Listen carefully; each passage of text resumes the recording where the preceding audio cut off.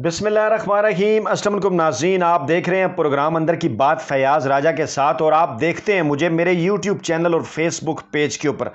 दोस्तों, वज़ीर-ए-आज़म इमरान खान आज पाकिस्तान तहरीक इंसाफ की हुकूमत की 3 साला कारकर्दगी आवाम के सामने रखेंगे, कौम से खिताब करने जा रहे हैं वो। और आज इस्लामाबाद में अहम तरीन हलकों के अंदर, सियासी हलकों के अंदर और इक़्तिदार की राहदारियों के अंदर एक अहम तरीन सवाल जो है वो गर्दिश कर रहा है कि क्या इमरान खान आइंदा इंतखाबात का, नए इंतखाबात का ऐलान कर सकते हैं। वो क्या सोच रहे हैं, उनके जहन में क्या प्लान्स हैं। ये सवाल जो है वो हमारे इनबॉक्स तक भी पहुंच गया और इस सवाल के हवाले से हम आपको एक ख़बर भी देंगे और उसके ऊपर फिर आपके सामने अपना एक तज्ज़िया भी रखेंगे। अहम तरीन एक्सक्लूसिव ख़बर कि कैसे एक हुकूमत की इत्तेहादी जमात की जानिब से अपोजिशन की दी गई एक तजवीज़, एक आफ़र जो है वो हुकूमत तक पहुँची है। वो आफ़र क्या है, आइंदा इंतखाबात के हवाले से, इंतखाबी इस्लाहात के हवाले से, उसके ऊपर इमरान खान क्या सोच रहे हैं। और इसके साथ साथ आपको ये भी बताएंगे कि इलेक्शन कमीशन ने इमरान खान की एक कौन सी अहम तरीन जो बात है, अहम तरीन जो मुतालबा है वो मान लिया है। तो दोस्तों, मामला कुछ यूँ है कि आज इमरान खान कौम से खिताब कर रहे हैं जिसमें वो हुकूमती कारकर्दगी जो है वो आवाम के सामने रखेंगे। और बिलाशुबा पाकिस्तान की तारीख़ में, 71 साल तारीख़ में कई मंसूबे ऐसे हैं जिनका संगे बुनियाद नहीं रखा जा सका, जो शुरू नहीं किए जा सके, जो कि इस हुकूमत ने शुरू किए। पहले आपके सामने वो रख देते हैं और उसके बाद फिर आपको ख़बर भी देते हैं आइंदा आम इंतखाबात के हवाले से और क्या इमरान खान को ऑफ़र भी की गई अपोजिशन की जानिब से और इमरान खान क्या सोच रहे हैं। तो दोस्तों, जो मंसूबे जिनका इफ्तिताह गुज़िश्ता 71 बरसों में नहीं हो सका, जिनको फ्लैगशिप मंसूबे या बड़े मंसूबे कहा जा सकता है और जिनका इमरान खान हमारी इतलात के मुताबिक इस तकरीर के अंदर, अहम तरीन खिताब के अंदर ज़िक्र कर सकते हैं, उसमें जनाब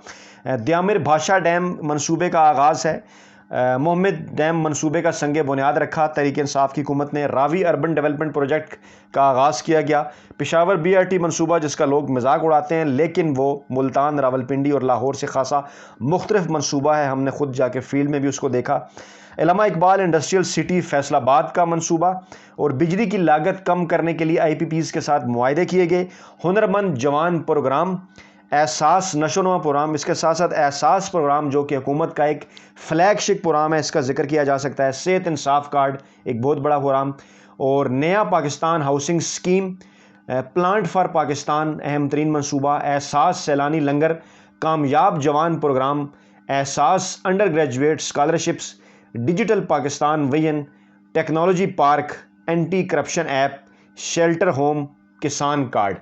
अच्छा, इसमें अगर मेगा प्रोजेक्ट के हवाले से मैं ज़िक्र करूं तो उसमें मेगा प्रोजेक्ट के अंदर एक तो द्यामिर भाषा डैम है, एक जो है वो मोहम्मद डैम है, रावी अर्बन डेवलपमेंट प्रोजेक्ट है, BRT का मंसूबा है। अवामी दिलचस्पी के हवाले से अगर जिक्र करूं तो बिजली के जो मंसूबों की, बिजली के जो IPPs के साथ मुआहदे जिनका जो है वो असर वो 2-3 साल बाद जो है वो आवाम तक पहुंचेगा। और फिर जो ज़्यादातर मंसूबे हैं वो सेहत के हवाले से हैं, तालीम के हवाले से हैं, सोशल डेवलपमेंट के हवाले से हैं, माहौलियात के हवाले से हैं और जिसको ये कहना चाहिए कि सिविक इश्यूज़ के ऊपर हैं, जो कि एक लिविंग है शहरों के अंदर, गांव से जो लोग देहातों की तरफ आ रहे हैं, उन चीज़ों के ऊपर ज़्यादा जोर दिया है। आम तौर पर डेवलपिंग कंट्रीज़ के अंदर या स्कैंडिनेवियन कंट्रीज़ के अंदर जिन पर जोर दिया जाता है और एक डिफरेंट मॉडल है और उसमें आपको ज़्यादा इस किस्म के मंसूबे, मोटरवेज़ या गलियाँ, सड़कें पक्की, इस किस्म की चीज़ें नज़र नहीं आ रही, अगरचे इस किस्म के काम भी हो रहे हैं। लेकिन एक और अहम तरीन मनसूबा जिसका ऐलान किया जाना है वो है जनाब डायरेक्ट सब्सिडी कार्ड, जो कि ग़ज़ाइयत के हवाले से है। अंडर जो हमारी वो क्लास है पाकिस्तान की जो कि गरीब क्लास है, कम आमदन वाले अफराद हैं,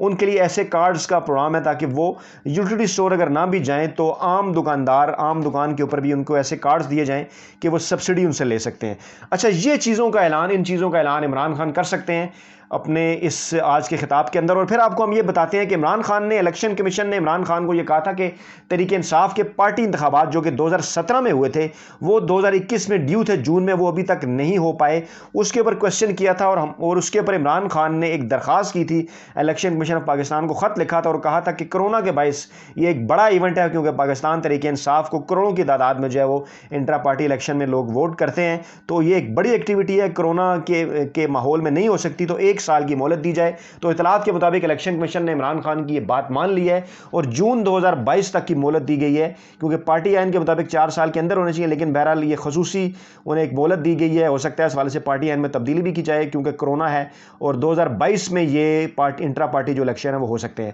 اب آتے ہیں یہ سوال کیوں گردش کر رہا ہے کہ کیا عمران خان انتخابات کی طرف جا سکتے ہیں، انتخابات کا اعلان کر سکتے ہیں، یہ سارے منصوبے اگر وہ عوام کے سامنے رکھتے ہیں تو کیا اس کی بنا پر وہ جیت سکتے ہیں؟ اور اس وقت جو مختلف سروے سامنے آئے ہیں، ہم اپنی ویڈیوز میں بھی آپ کے سامنے رکھتے رہے، گلگت بلتستان الیکشن کا جو نتیجہ آیا، آزاد کشمیر الیکشن کے جو نتائج آئے، پھر ضمنی الیکشن کے اندر جو پاکستان تحریک انصاف کا ووٹ بینک بڑھا، سر دست اس وقت جو لوگوں کا اندازہ ہے، جو غیر جانبدار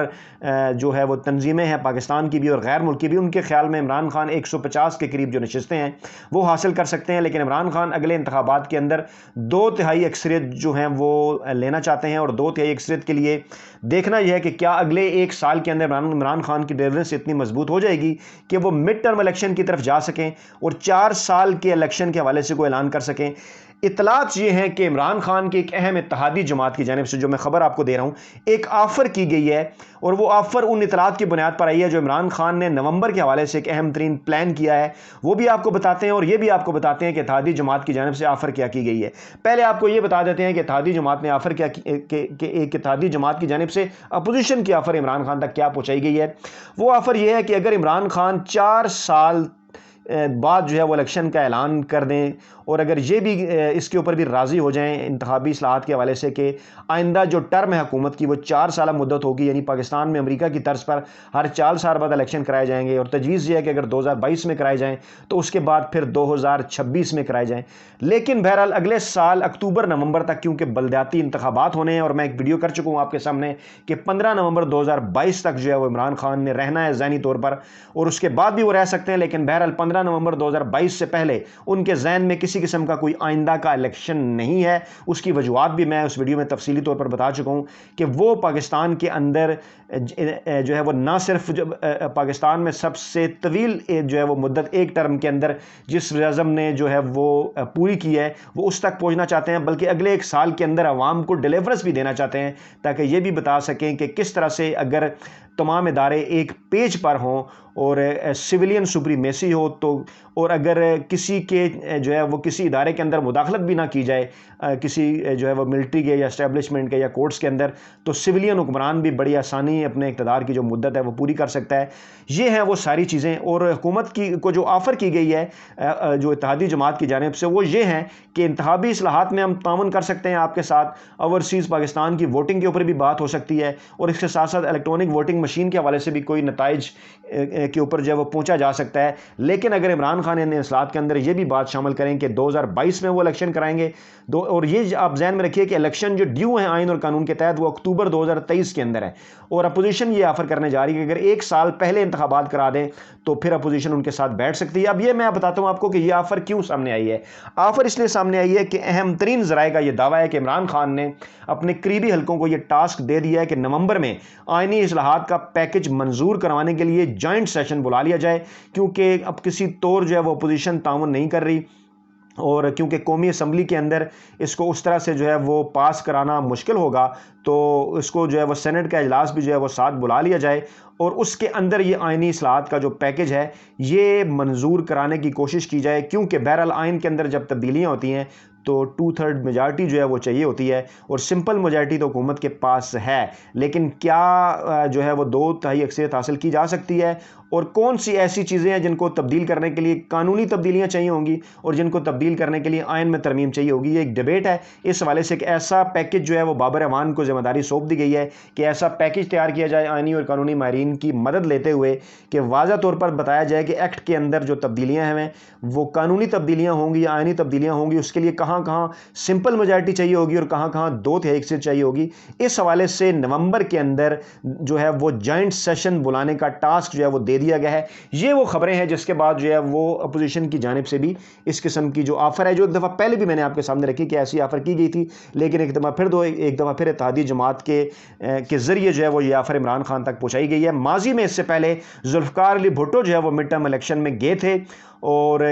77 میں انہوں نے جناب جو ہے وہ الیکشن کروائے تھے، اس کے بعد ان کے خلاف پھر ایک تحریک جو ہے وہ چل پڑی تھی، دھاندلی کا ان کے اوپر الزام لگ گیا تھا، اور اس وقت ان کے سامنے بھی کچھ خفیہ سرویز رکھے گئے تھے کہ وہ مقبولیت کے عروج پر ہیں۔ اس وقت بھی کچھ سرویز غیر جانبدار حلقوں کی جانب سے بھی سامنے آئے ہیں، لیکن عمران خان کی یہ خواہش ہے کہ دوسری ٹرم اگر انہیں ملتی ہے، جو کہ ممکنہ طور پر انہیں ملتی ہوئی نظر آ رہی ہے، عوام جس طرح سے ان کو ووٹ کر رہے ہیں، ان کی یہ خواہش ہے کہ وہ 2/3 اکثریت حاصل کریں، اور وہ بہرحال آج کی کسی تقریر میں تو آئندہ عام انتخابات کے حوالے سے کوئی تاریخ نہیں دینے والے ہمارے ذرائع کے مطابق، لیکن ایک سال بعد وہ ضرور اس کے اوپر سوچ سکتے ہیں اگر ان تمام منصوبوں کے حوالے سے ڈیلیورنس عوام تک پہنچانے میں وہ کامیاب ہو گئے، اور